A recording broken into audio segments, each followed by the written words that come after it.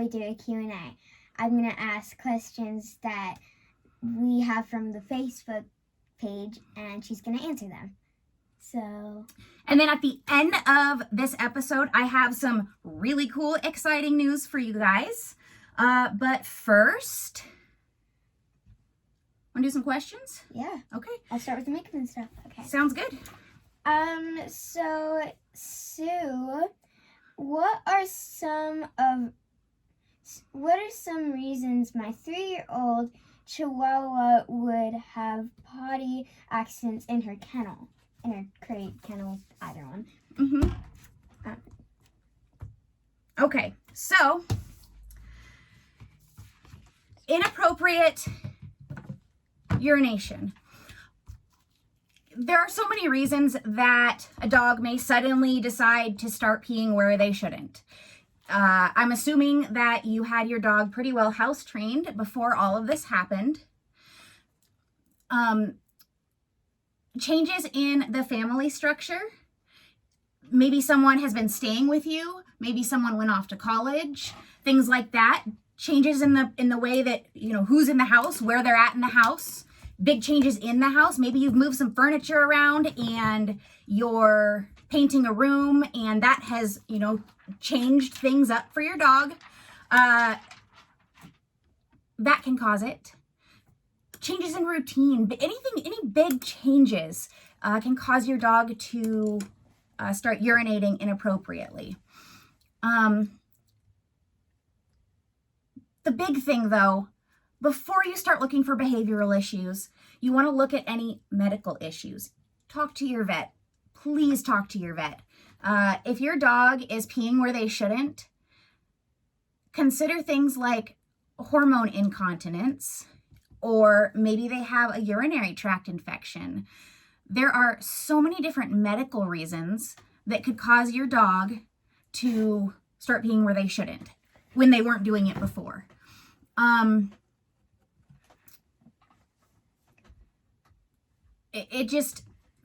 There's a lot of reasons that could cause it. Again, I'm not a vet, working on it, trying to get there, but I'm not a vet yet. So I can't diagnose for you. It's also impossible to diagnose without actually seeing your dog. But really, there are so many different things. If there's been any big changes lately, maybe start there. Maybe try removing your dog's water right before they go in their crate. Make sure that your dog is not drinking a whole bunch of water and then going in the crate. Make sure you're letting your dog out as frequently as possible, and then reward them for good behavior. It's kind of a retraining thing. If you've ruled out all of the medical issues, it comes down to just rewarding the good behavior. And I think that's all I've got on inappropriate urination. Okay. So, Christina, I'm worried about my dog's health. She's not very old and is pregnant. Okay. So I asked some follow-up questions on this one, and this dog is 6 to 8 months old. So that's pretty young for a dog to be bred. Dogs should be at least 2 years old before you're breeding them. And you shouldn't breed them just because it sounds like a fun thing. There are so many homeless dogs. Consider that first. If you're intentionally breeding, are you breeding for good reasons? Are you breeding, good traits? Or are you causing the gene pool to just steamroll downhill? Now, if it's an oops, your dog's out in the yard, some dog jumps the fence, comes in, gets your dog, the dog's young, hasn't been fixed yet, make sure you get to your vet quickly. Dogs' gestation, the amount of time that they're pregnant, is on average 63 days. That's 2 months.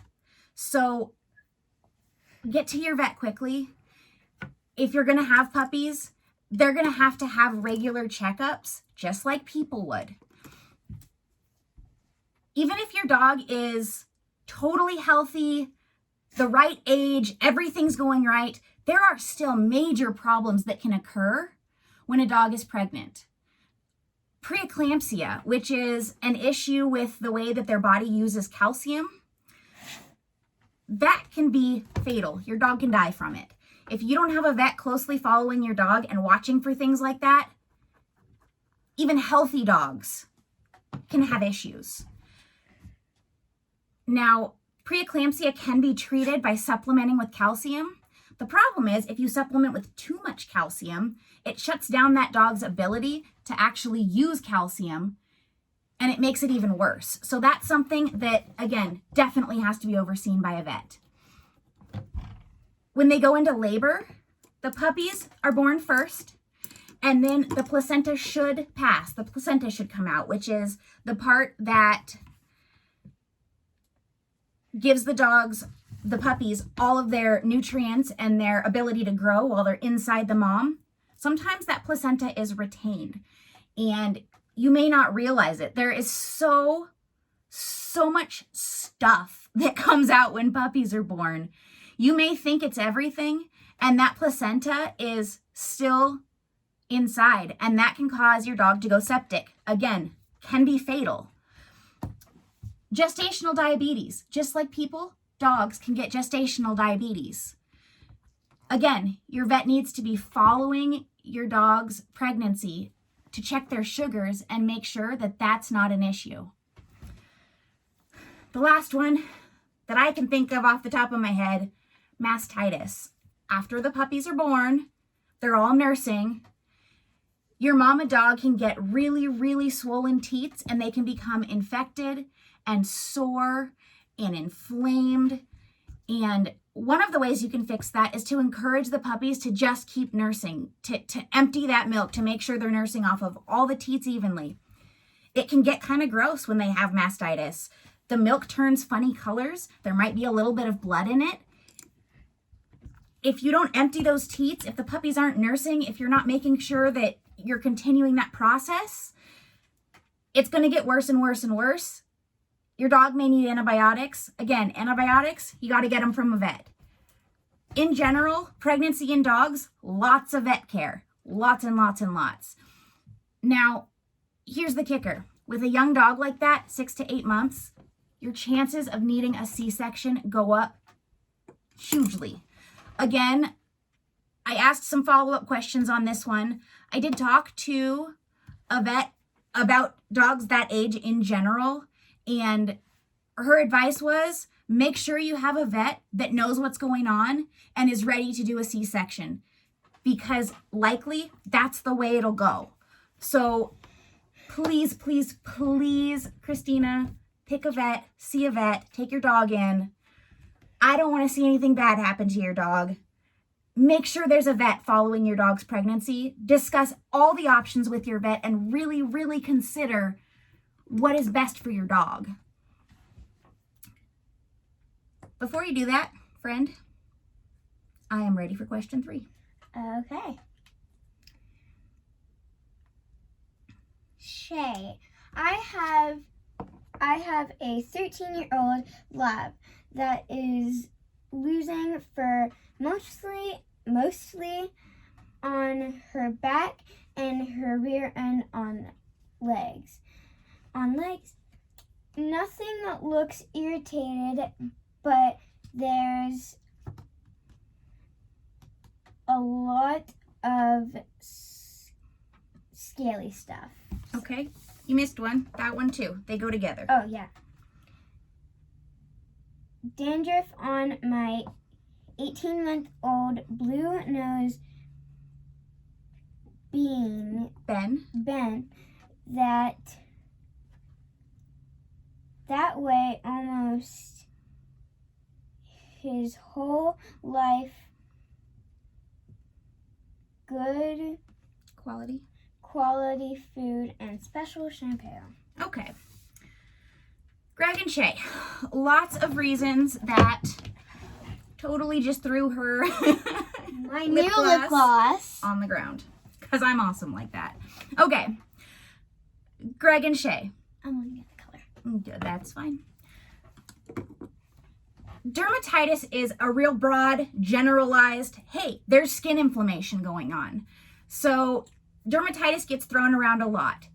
If you go see your vet, dermatitis, and then they start looking for the specific cause. There are a lot of things that can cause skin irritation in dogs. Ringworm, which is actually not a worm, it's a fungus. Requires treatment, requires prescription meds. Gotta see your vet.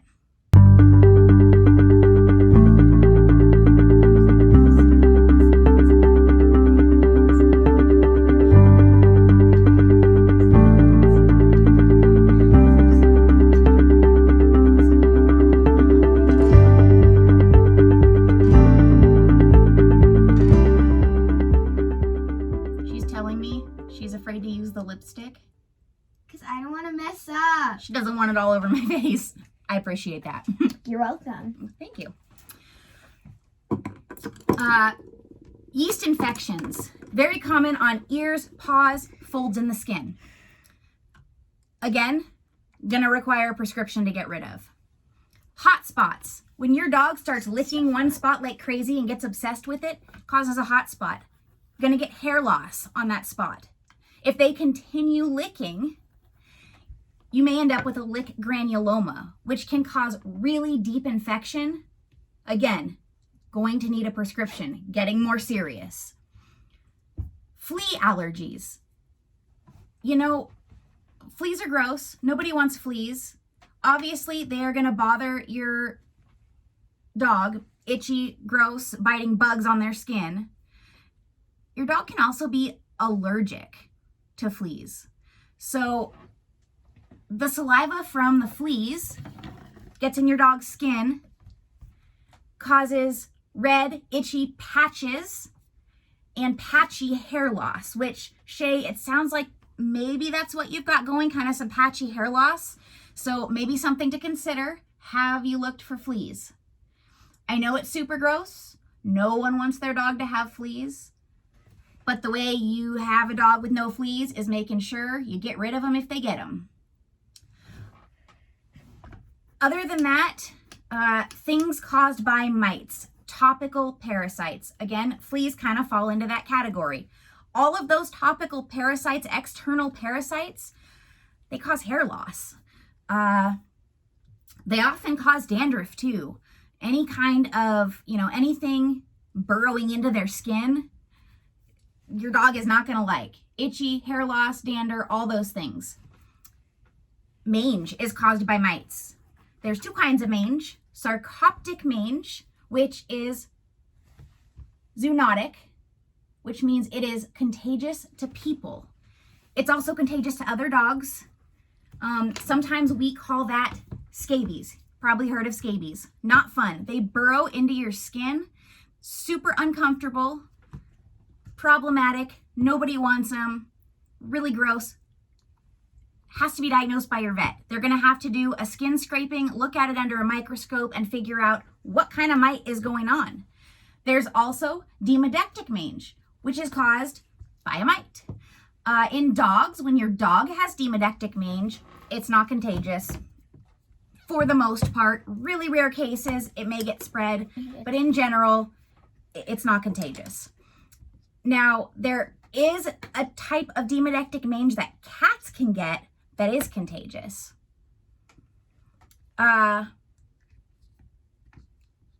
Demodectic mange causes hair loss. It's super itchy. Again, it can happen. Shay, their back ends, their back legs. I have known of puppies who have been born and the mom has demodectic mange. The breeder didn't realize, and the puppies end up with it. Because they're so close with the mom, it generally isn't contagious. I think it was one of those super rare, that isn't close, one of those super rare times when it becomes contagious. But, Greg, something to consider, if your dog has had this his whole life, have you done skin scrapings? Have you checked for mites and things like that? Topical parasites. There's also something called walking dandruff. It's caused by a specific type of mite, and it causes, obviously, dandruff, as the name suggests. Something else to consider: mites, topical parasites, hair loss, itching, all that kind of stuff, topical parasites. You've got to go see your vet. If you try and treat these at home and you use the incorrect treatment, your dog's skin is already real unhappy, and now you're putting more stuff on your dog's skin. They're going to be more unhappy if it's not the right thing, if it's something that irritates. Also, if you use something on your dog and it interacts with what the correct treatment would be, now you have to wait for it to get out of their system before you can do the right thing to get rid of it. I think that's all I've got. All of these questions, you really got to start with your vet. That's super important. You want to make sure that you get these diagnosed correctly and handled correctly, especially the inappropriate urination. Make sure you rule out any medical issues first. Now that reminds me, I have a joke that I forgot to tell earlier. If you're American when you go into the bathroom and you're American when you come out, what are you when you're in the bathroom? European. You're a dork. Mom. Okay. I am not a dork. You are, but it's probably genetic. I probably gave it to you. No, my dad probably did. Okay. That's his joke. So. Okay, guys. Do you have anything to add? Yes. So, in one of our next videos, we are going to be doing masks, and we are going to be doing a bubble mask that we recently purchased. I'm excited for this. They look really fun. Yes. They're gonna like bubble up. Yeah, they bubble up on your face. Yeah. Supposedly, and everything's gonna get all clean and bubbly, and I'm pretty excited. It sounds like it's messy, and I like messy things, so that's gonna be cool.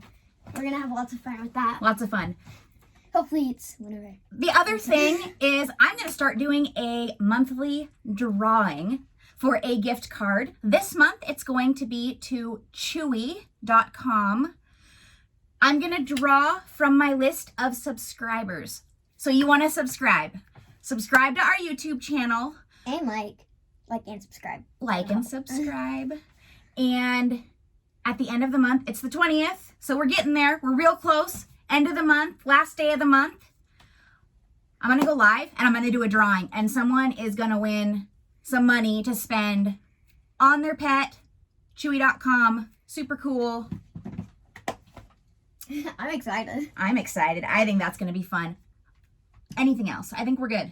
I think that's all I got. I'm excited to choose one of you guys to, for the gift card. Right? I think they Win some deserve stuff. it. That's pretty cool. They deliver by email, so I don't need any kind of personal information. Chewy can do email gift cards. They email it to you. Super easy. Yeah, that's what we've got. So I hope everyone has a good week this week. And